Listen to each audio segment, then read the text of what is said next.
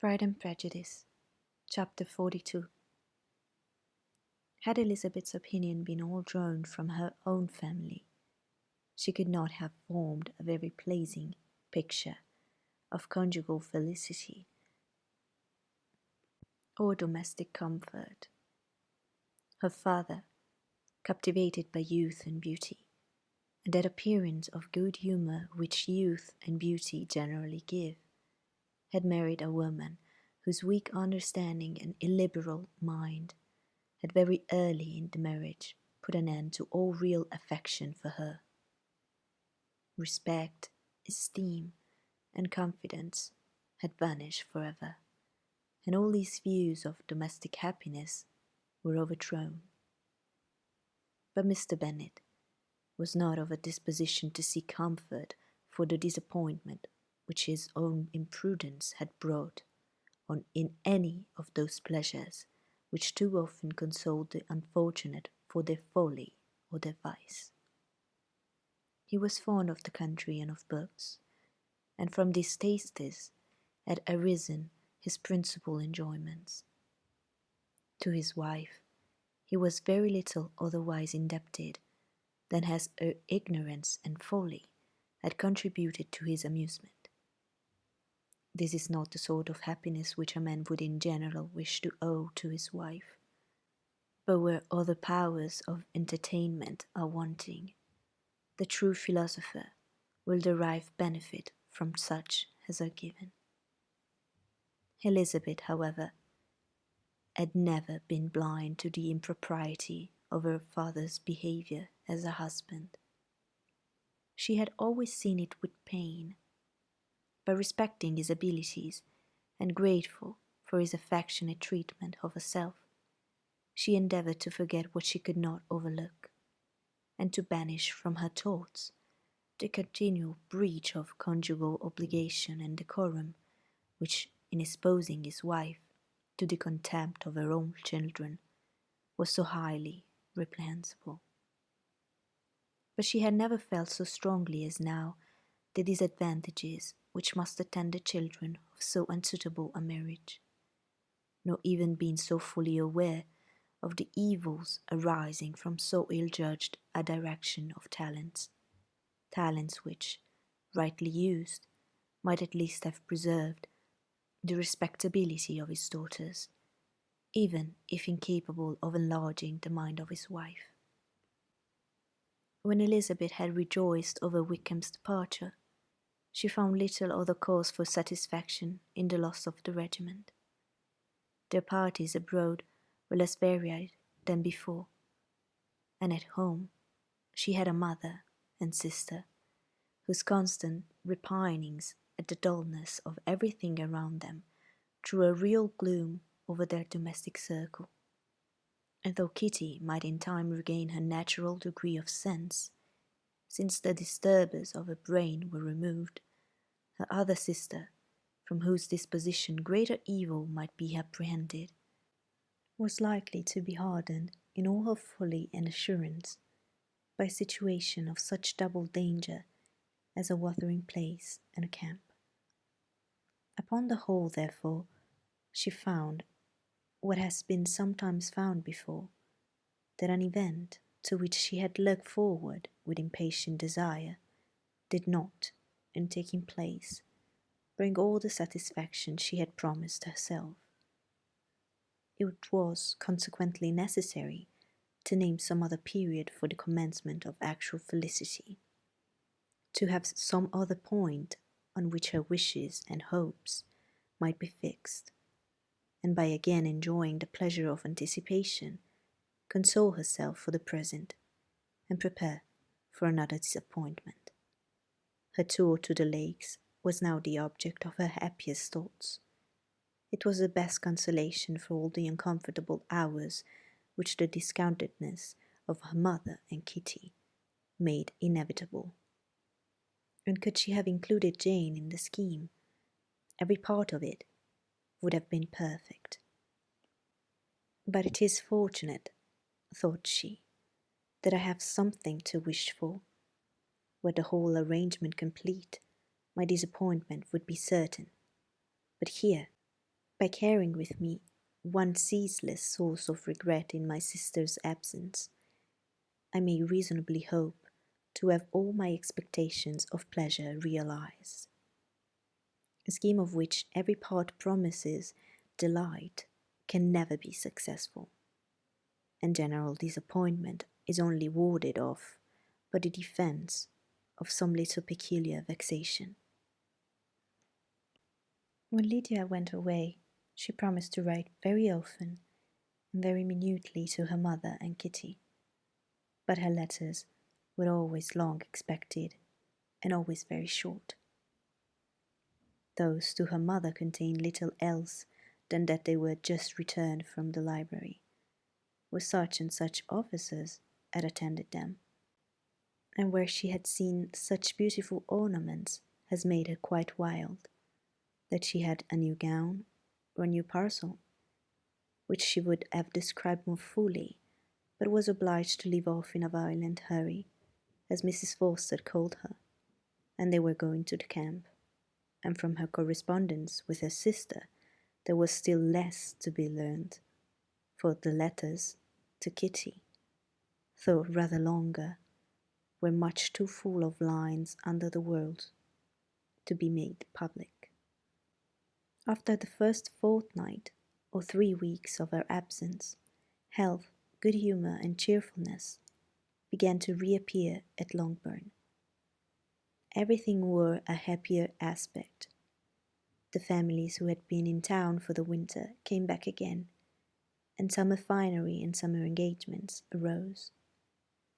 Mrs. Bennet was restored to her usual querulous serenity, and by the middle of June, Kitty was so much recovered as to be able to enter Meryton without tears, an event of such happy promise as to make Elizabeth hope that by the following Christmas she might be so tolerably reasonable as not to mention an officer above once a day, unless, by some cruel and malicious arrangement at the War Office, another regiment should be quartered in Meryton.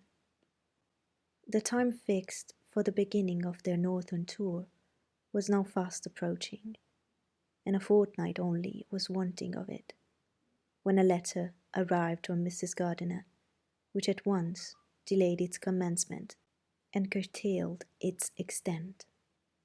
Mr. Gardiner would be prevented by business from setting out till a fortnight later in July, and must be in London again within a month, and as that left too short a period for them to go so far, and see so much as they had proposed, or at least to see it with the leisure and comfort they had built on, they were obliged to give up the lakes, and substitute a more contracted tour, and according to the present plan, were to go no farther northward than Derbyshire.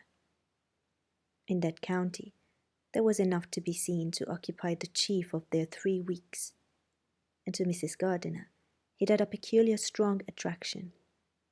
The town where she had formerly passed some years of her life, and where they were now to spend a few days, was probably as great an object of her curiosity as all the celebrated beauties of Matlock, Chatsworth, Dovedale, or the Peak. Elizabeth was excessively disappointed.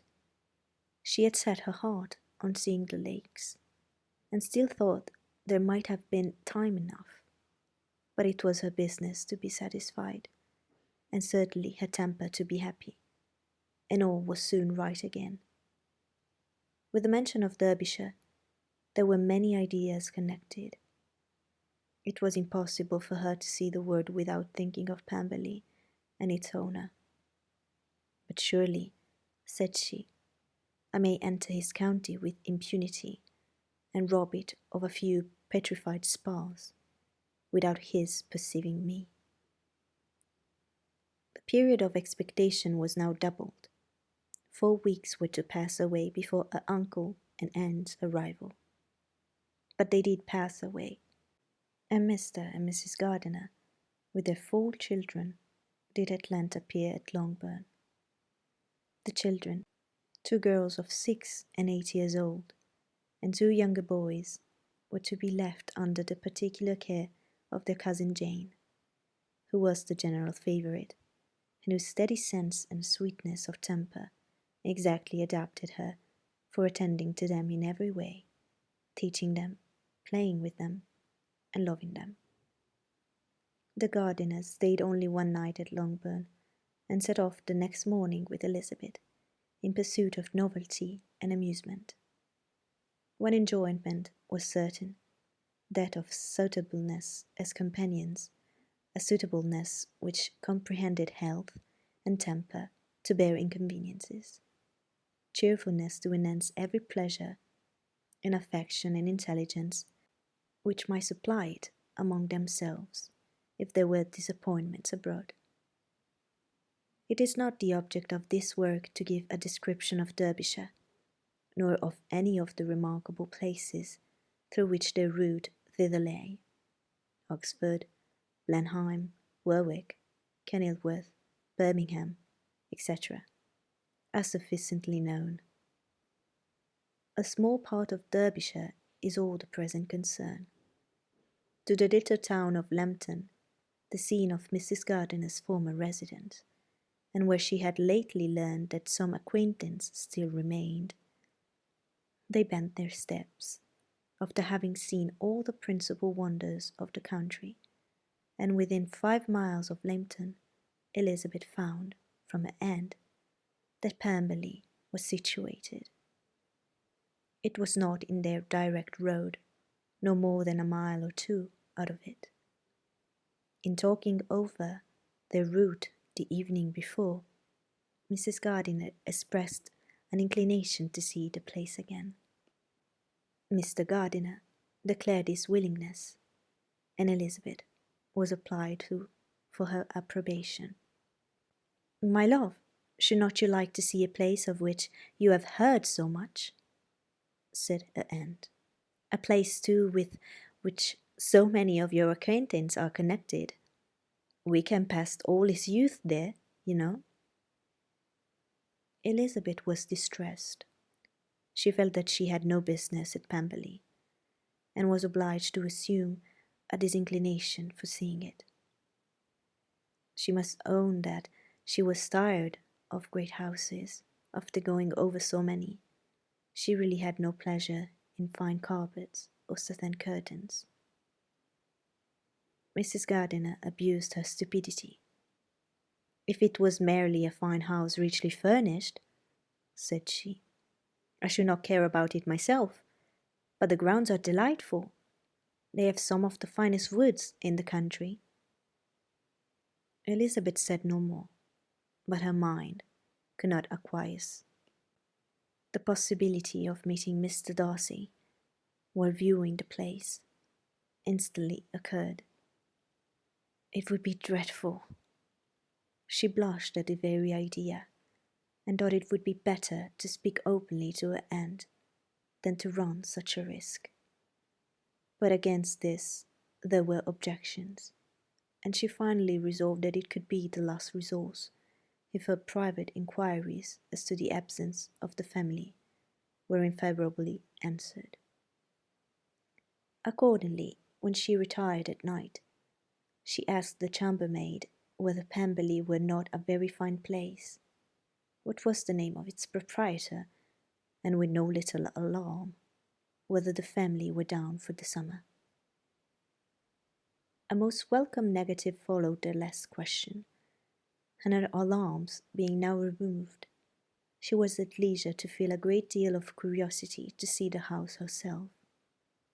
And when the subject was revived the next morning, and she was again applied to, could readily answer, and with a proper air of indifference, that she had not really any dislike to the scheme. To Pemberley, therefore, they were to go.